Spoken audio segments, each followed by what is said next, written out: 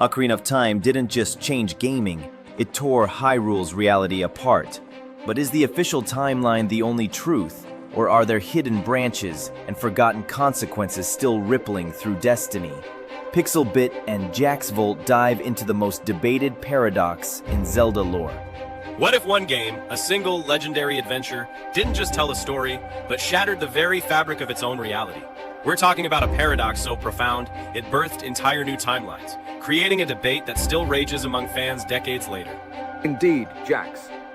Today, we're diving into the legendary Ocarina of Time, a game that redefined action-adventure, but also, inadvertently, redefined time itself within the Zelda lore. That's right, because Ocarina of Time isn't just a masterpiece, it's the cataclysm that splintered Hyrule's destiny into three distinct paths.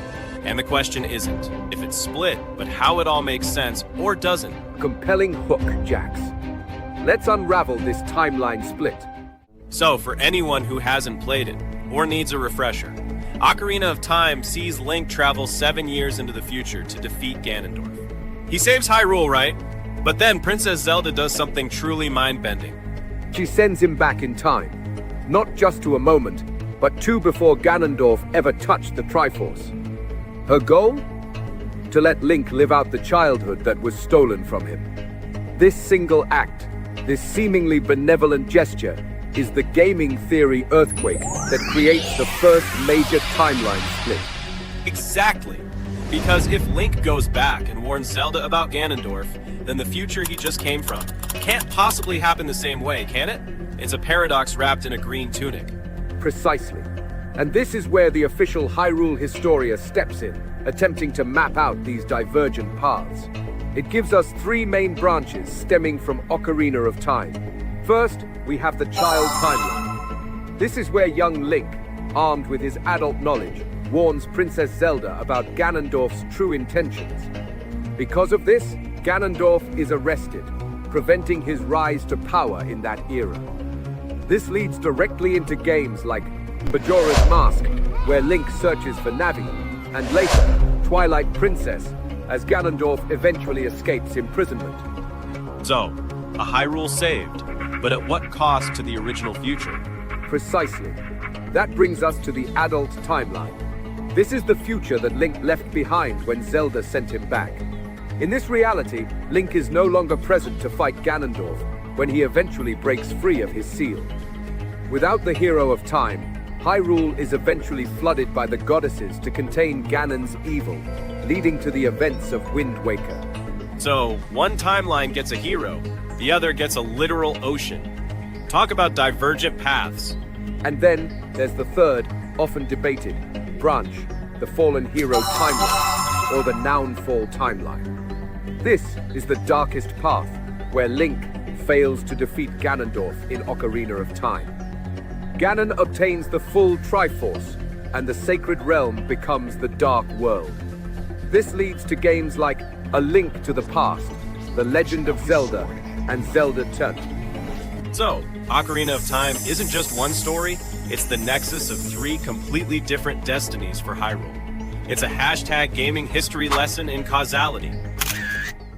Okay, Pixelbit, we've laid out the official Zelda timeline.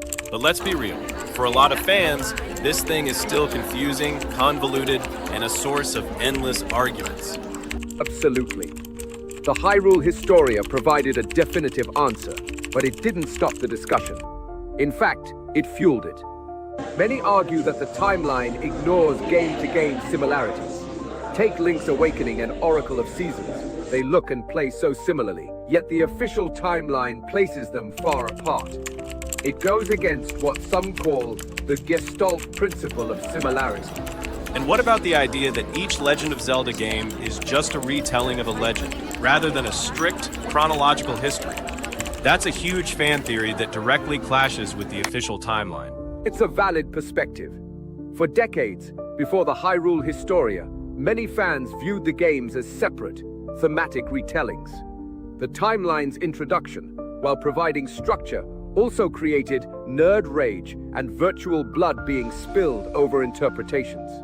Even developer quotes and translation errors can add to the confusion. So, is it a beautifully intricate puzzle or a jumbled mess that forces square pegs into round holes? That's the core of the Nailed is #gaming debate. Ultimately, whether you embrace the official #Zelda timeline or prefer to see each game as a standalone legend, Ocarina of Time's impact is undeniable. It gave Hyrule a rich history, a beginning, and a legacy that continues to spark discussion. It forces us to think about the nature of storytelling, the power of player choice, and how even a fixed narrative can splinter into endless possibilities.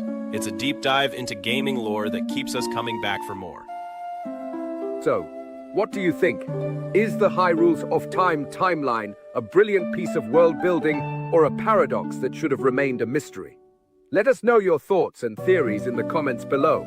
And don't forget to like this video, subscribe to 8-Bit Reloaded, and hit that notification bell so you don't miss our next episode. Because next time we're tackling another fundamental question. Is every Link the same soul reborn or something far more complex? You won't want to miss it.